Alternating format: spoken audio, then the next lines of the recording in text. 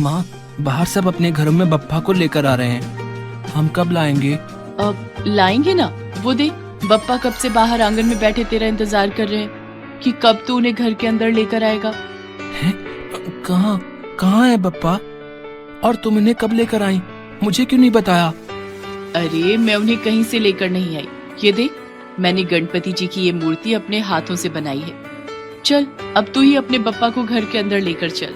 नहीं माँ, ऐसे नहीं। मुझे बप्पा को अपने घर वैसे ही लेकर जाना है जैसे सब लेकर जा रहे हैं, ढोल बजाते हुए, गाते हुए, नाचते हुए। और हाँ, खूब सारे मोदक भी तो होने चाहिए। और ये वाले बप्पा कुछ खास नहीं लग रहे। चलो ना, बाजार से नए बप्पा लेकर आते हैं, वो वाले जिनके पीछे लाइट भी जलती है। शीला वो सब नहीं कर सकती थी जो राजू चाहता था। धूमधाम से बप्पा को घर लाना तो दूर, उसके पास बाजार से गणपति जी की नई प्रतिमा खरीदने तक के पैसे नहीं थे। शादी के 2 साल बाद ही शीला के पति का साथ उससे छूट गया। राजू उस वक्त सिर्फ 6 महीने का था। उसके जहन में अपने पिता की कोई याद नहीं थी, क्योंकि जब उसने होश संभाला तो उसके लिए सब कुछ करने वाली शीला ही थी। लोगों के घरों में काम करके शीला अपना और राजू का गुजारा चला रही थी। क्या कर रही हो माँ? तूने कहा था ना कि बप्पा जी के लिए मोदक चाहिए, तो बस वही बना रही हूँ। आजा, मेरी मदद तो कर दे। लेकिन माँ, ये कैसे मोदक हैं? ये तो बस गुड़ है, ऐसे थोड़ी बनते हैं मोदक। मैंने देखा है वो पिंटू के घर पर तो। दूसरों के घर पर क्या हो रहा है ये देखता रहेगा तो कभी खुश नहीं रह पाएगा राजू। देख, तू अब बड़ा हो गया है, थोड़ा समझदार भी हो जा बेटा। तेरी माँ के पास इतने पैसे नहीं है कि वो दूसरों की बराबरी कर सके। मेरे पास जो है वो बस यही है। और वैसे भी बप्पा दिखावे के नहीं बल्कि प्यार के भूखे हैं बेटा। नहीं माँ, ये ठीक बात नहीं है। सब लोग बप्पा के लिए कितना कुछ कर रहे हैं, और हम कुछ भी नहीं करेंगे तो वो हमारे घर क्यों आएंगे? वो नहीं आएंगे। इतना कहकर राजू रोता हुआ वहां से चला गया। शीला ने भी उसे नहीं रोका, क्योंकि अब उसके पास राजू से कहने के लिए कुछ नहीं था। हे गणपति बप्पा, मेरा राजू आपसे बहुत प्यार करता है। वो आपका स्वागत बहुत अच्छे से करना चाहता है, और इसमें कुछ गलत भी तो नहीं। पर मैं ये सब कैसे करूं? मेरा हाल तो आप जानते ही हैं।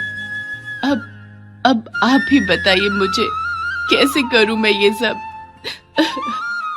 इतना कहकर नहीं रोने लगी, तभी घर के दरवाजे पर किसी ने दस्तक दी।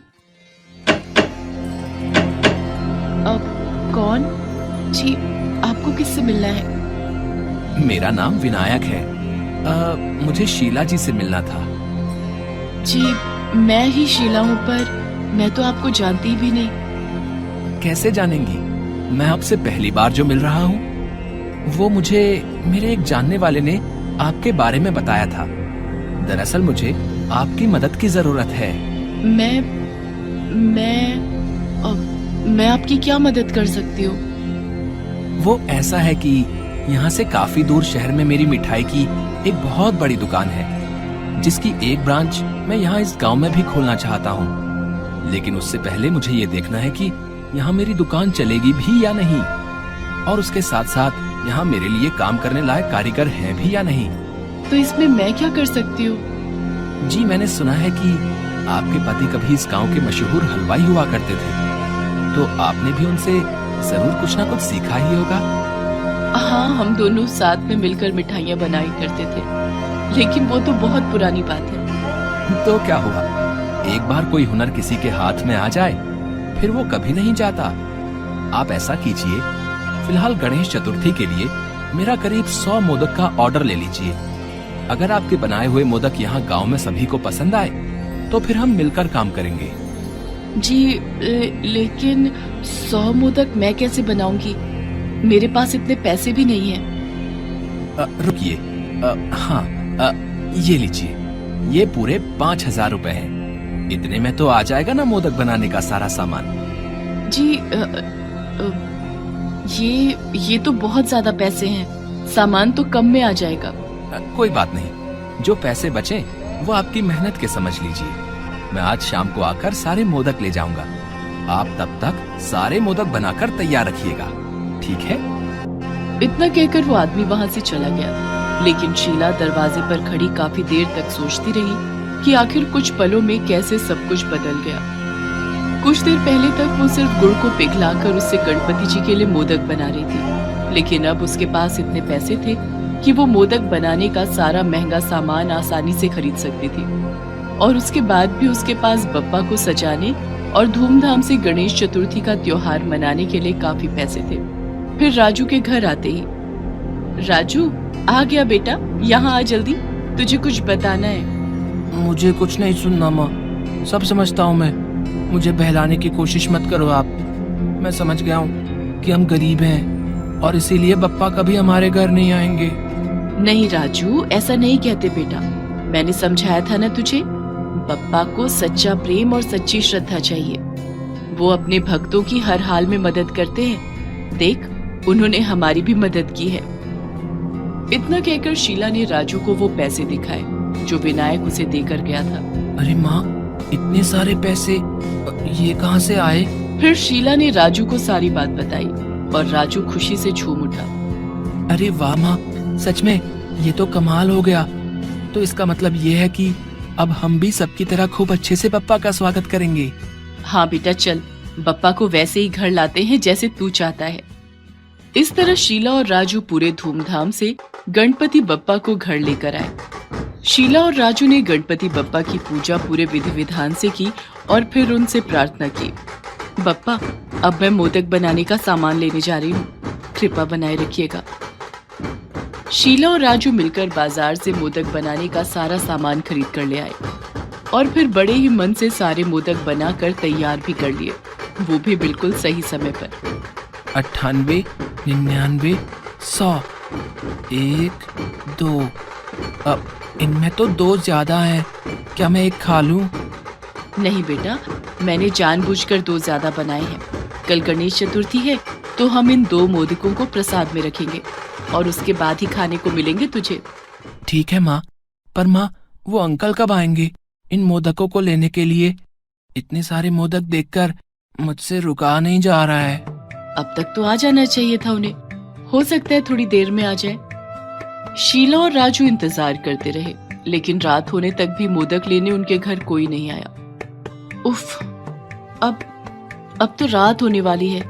गलती मेरी ही है, मुझे उनका फोन नंबर या पता कुछ तो लेना चाहिए था। माँ, अगर वो अंकल नहीं आए तो हम इतने सारे मोदकों का क्या करेंगे? नहीं बेटा, हो सकता है वो अंकल कहीं फंस गए हों।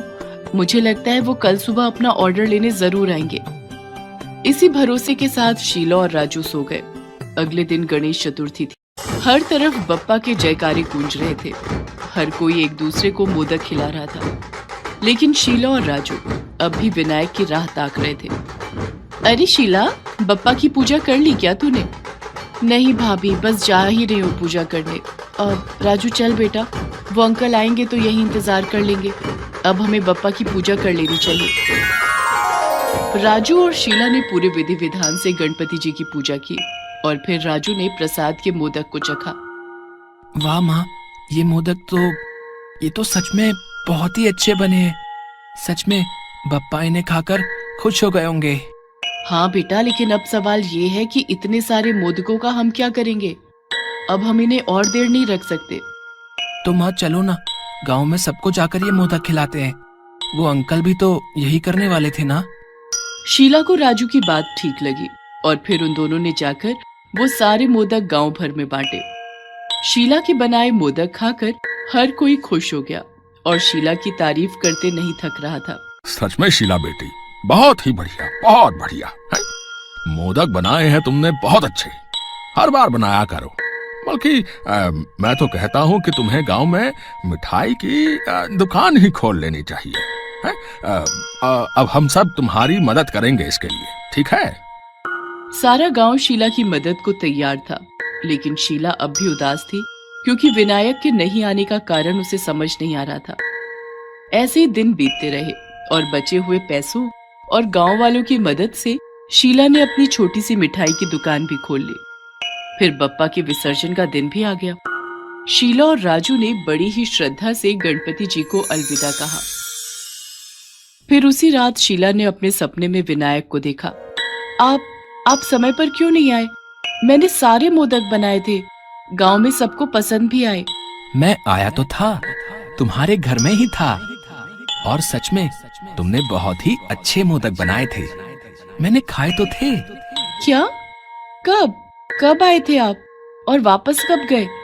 और आपने मोदक कब खाए? तुम्ही ने तो खिलाए थे मोदक, और मैं खुद वापस भी नहीं गया। आज ही तो तुमने और राजू ने मुझे वापस भेजा है। अब शीला की सारी उलझनें सुलझ चुकी थी। असल में वो साक्षात गणपति जी ही थे, जो विनायक बनकर शीला के घर पधारे थे। साथ ही उसकी हर मुसीबत का हल भी अपने साथ लेकर आए थे। अंजलि बचपन से ही भगवान गणेश को बहुत मानती थी। वो गणेश चतुर्थी की पूजा करना चाहती थी, लेकिन गरीबी के कारण वो ऐसा नहीं कर पाती थी। वहीं सेठ कामता प्रसाद हर साल गणेश चतुर्थी की पूजा किया करते थे। इस बार अंजलि ने भी ठान लिया था कि वो भी गणेश चतुर्थी की पूजा करेगी।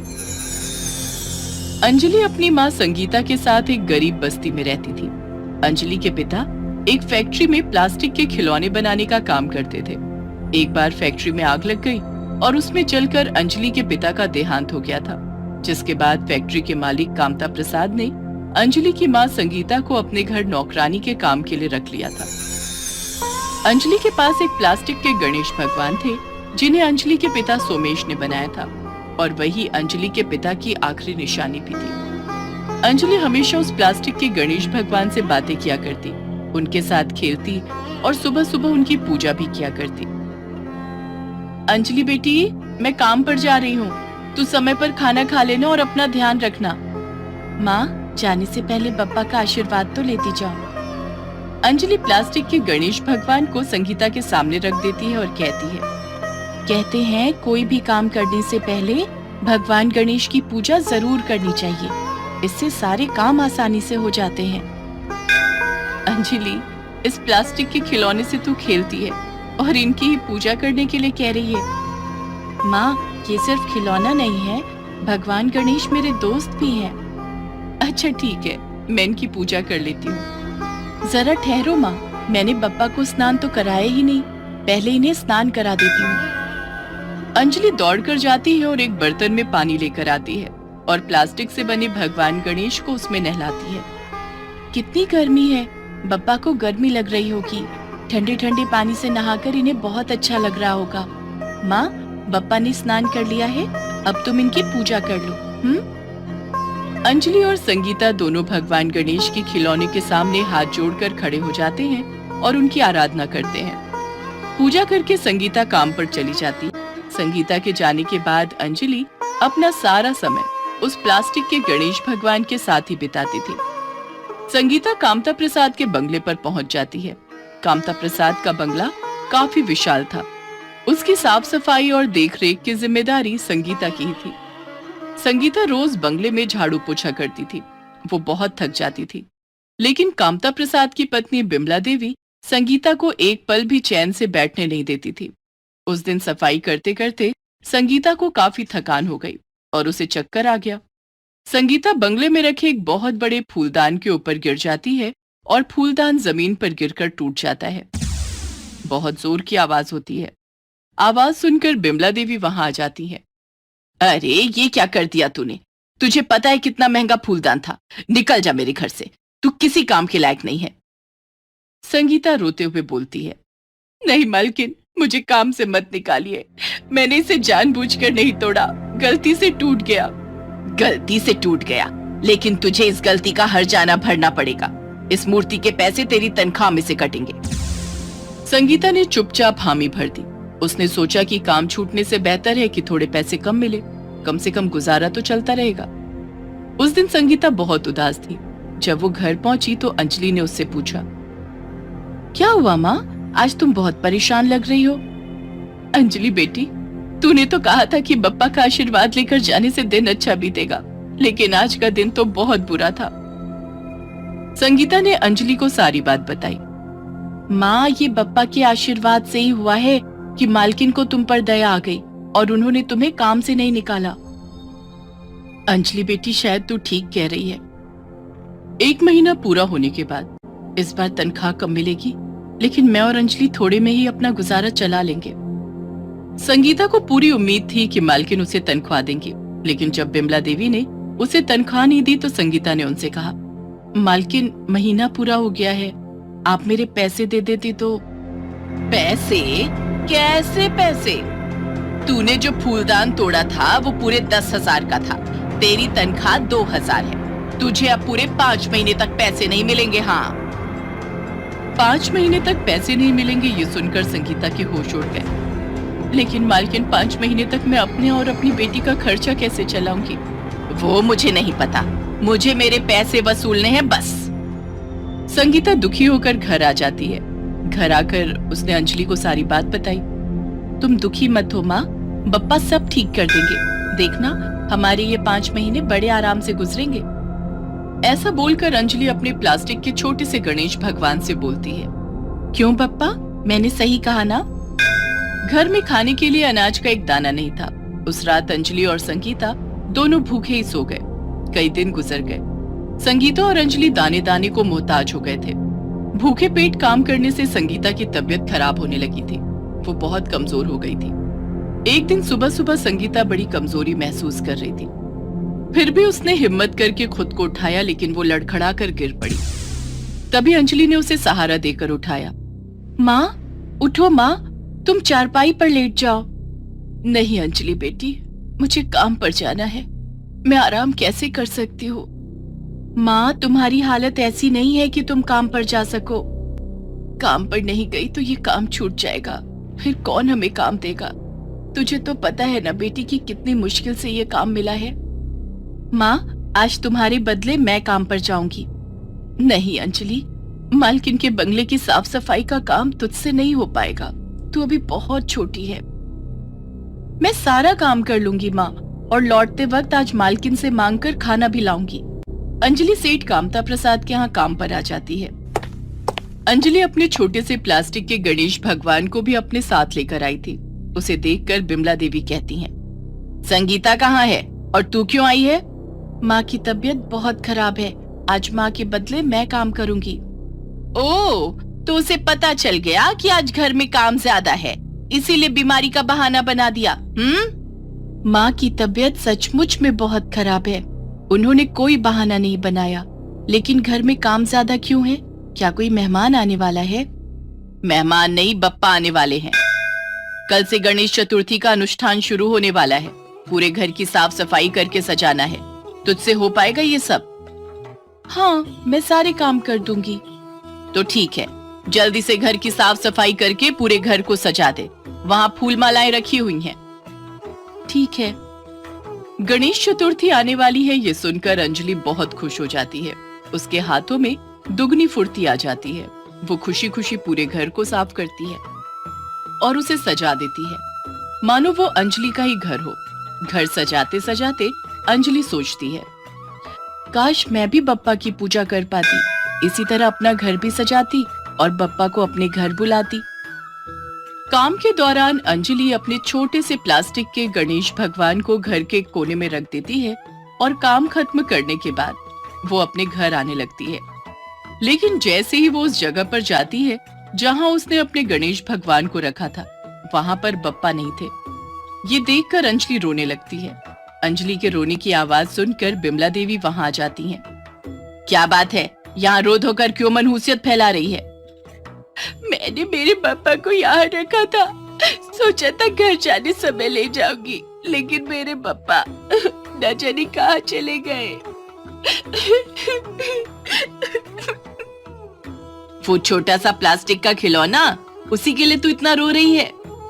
वो सिर्फ प्लास्टिक का खिलौना नहीं है, वो मेरे पापा है। वो हरदम मेरे साथ रहते हैं। उसे तो मैंने कचरे में फेंक दिया। क्या? कचरे में फेंक दिया? अंजलि दौड़कर डस्टबिन के पास जाती है और उसमें अपने बप्पा को खोजने लगती है, लेकिन उसके बप्पा उसे नहीं मिलते हैं। अंजलि रोते हुए घर आ जाती। घर आकर उसने संगीता को सारी बात बताई। मुझे माफ कर दो माँ, मैंने मेरे बप्पा को खो दिया और तुम्हारे लिए खाना भी नहीं ला पाई। कोई बात नहीं अंजलि बेटी, अगर तूने बप्पा की सच्ची भक्ति की है तो बप्पा खुद चलकर तेरे पास आएंगे। दूसरे दिन जब अंजलि काम पर पहुंची तो उसने देखा कि सेठ कामता प्रसाद और बिमला देवी के घर में पुलिस आई हुई थी। अंजलि ने पुलिस से पूछा, क्या बात है, आप लोग यहाँ क्यों आए हैं? सेठ जी के बंगले में कल रात चोरी हो गई। चोर ने सारा सामान, पैसे, जेवर सब चुरा लिए। अंजलि ने बंगले के अंदर जाकर देखा तो सिवाय दीवारों के और कुछ भी नहीं था। पूरा बंगला खाली हो चुका था। चोर ने बंगले में एक तिनका भी नहीं छोड़ा था। सेठ और सेठानी रो रहे थे। ये क्या हो गया? हमने सोचा था हर बार की तरह इस बार भी धूमधाम से गणेश चतुर्थी मनाएंगे। लगता है बप्पा हमसे नाराज है। अंजलि उसी समय अपने घर वापस आ जाती है। घर आकर उसने देखा कि उसके छोटे से प्लास्टिक के बप्पा उसके कमरे में रखे हुए थे। बप्पा को अपने कमरे में देखकर अंजलि खुशी के मारे झूमने लगी। अरे मेरे बप्पा मुझे मिल गए। माँ देखो, बप्पा वापस आ गए। अंजलि बेटी, तेरी भक्ति सच्ची थी, इसलिए तेरे बप्पा वापस तेरे पास आ गए। अंजलि ने संगीता को सारी बात बताई कि सेठ सेठानी के घर सब कुछ चोरी हो गया। तभी अंजलि के छोटे से बप्पा के अंदर से आवाज आई, अंजलि, तुम मेरी परम प्रिय भक्त हो। तुम्हारी सेठानी को उसके बुरे कर्मों का फल मिला है और अब समय आ गया है कि तुम्हें तुम्हारे अच्छे कर्मों का फल मिलेगा। इतना कहते ही छोटे से बप्पा के अंदर से तेज रोशनी निकलती है और वहाँ ढेर सारे रुपए आ जाते हैं। अंजलि, अब तुम भी गणेश चतुर्थी का त्योहार मना सकती हो। बप्पा, आपने मुझ गरीब पर इतनी बड़ी कृपा की है। मैं सदा आपकी आराधना इसी तरह सच्चे मन से करूंगी। बप्पा के आशीर्वाद से संगीता की तबीयत भी ठीक हो जाती है। बप्पा के दिए पैसों से अंजलि अपना घर सजाती है। संगीता और अंजलि मिलकर गणेश चतुर्थी का त्योहार मनाते हैं। उन दोनों की गरीबी भी दूर हो जाती है।